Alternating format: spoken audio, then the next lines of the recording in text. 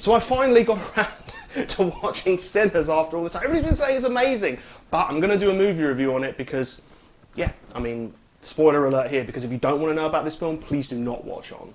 So, off the bat, I'm going to say it says it's a horror film. That's what I've seen everywhere. It's a horror action film, like, there's no two ways about it. So, from the off, Michael B. Jordan is, I pretty much say he's the lead. I mean, the actor who plays Sammy Preacher Boy, I guess it's through their three eyes, but Michael B. Jordan plays, I said three, and there's only two people I just mentioned, but Michael B. Jordan plays two characters, Smoke and Stack. Yes, if you're anything like me, you will struggle to distinguish them, except with their name tag, which was their love interest. I pretty much was like, which one's which? Oh yes, here's your ex-wife / person that you lost your baby with. Oh, here's the person that you left standing at maybe the railway station. I don't know, but he left his girlfriend hanging.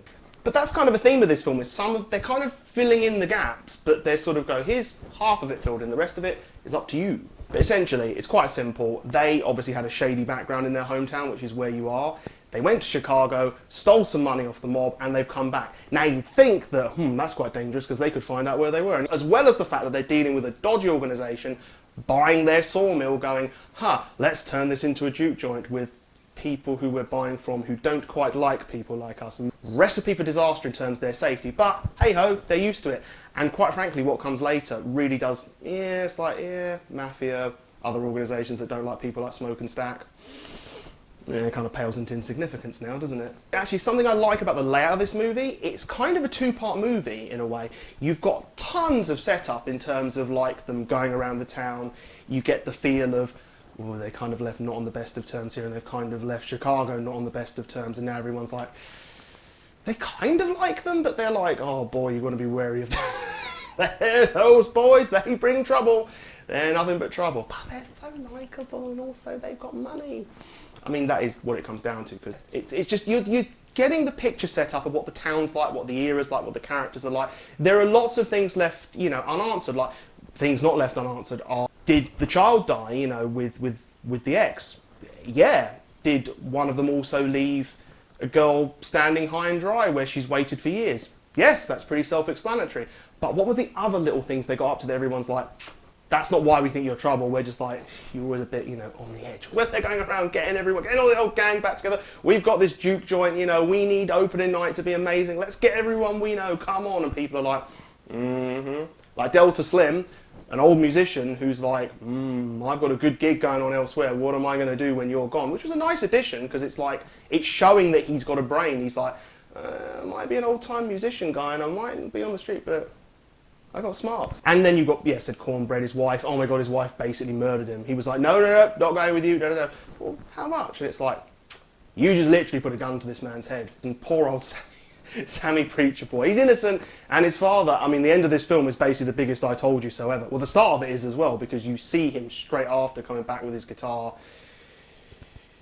and what's left of him, and the fact that he's completely shaking in a church, which is not a good sign that he's had a very good night at all. But even though I think the film transitioned from part 1 to part 2, well, the only sort of weird bit is that suddenly you get this scene of the shack where the vampire or the vampire that's really old flies down from the sky, or drops from the sky, and literally he gets in this house, and then there's some Native Americans chasing him you never hear from again. I mean, it makes sense there are people chasing him, but weirdly, because the characters say about you don't really get any Native Americans around here, which made me think they were spiritual. Maybe is there like something going on here, something else spiritual with people chasing them, like spiritual Van Helsing, but Native American spiritual Van Helsing?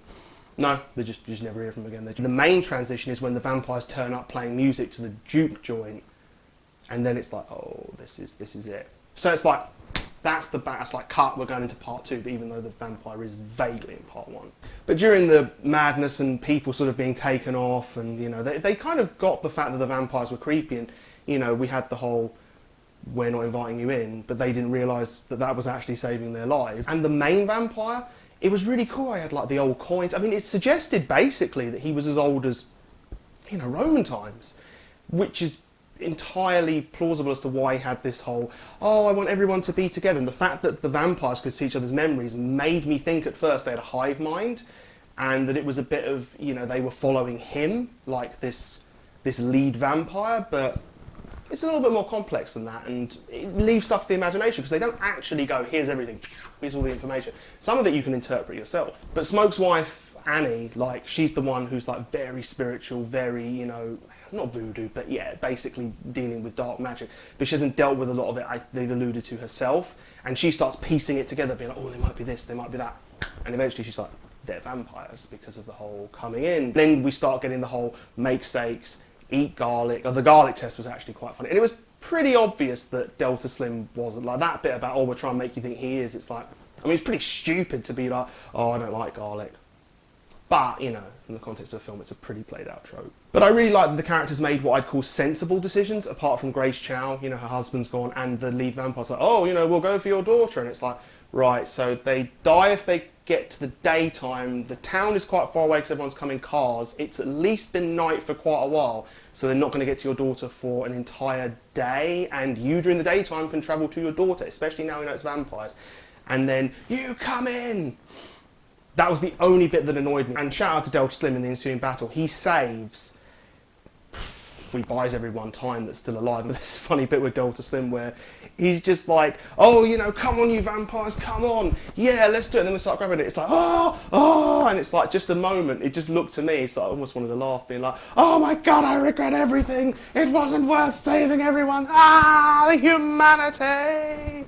But eventually, you know, the vampires dying from the daytime. I did think it was a bit dumb that the other vampires died from it and weren't somewhere close to being inside. Maybe it's naivety on their part because they were new vampires.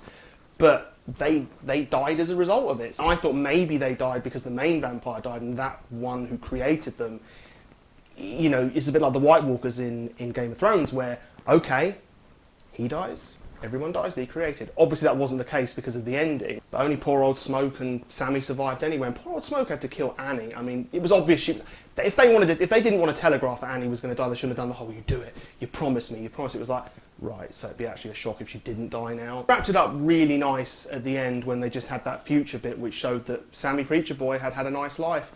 I did get satisfaction from the organisation that don't like people like Sammy, Smoke and Stack being murdered right at the end. And then he just has a huge array, a huge arsenal available to him to just kill them all. And when he's in the bushes, it was like, this is Vietnam style.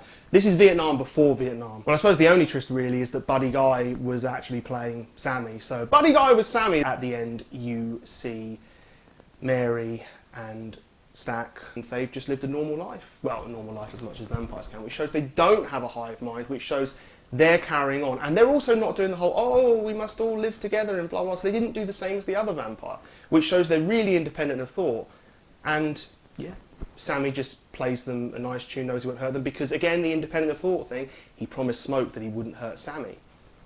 So Mary and Stack have led a nice life, and Sammy's led a nice life.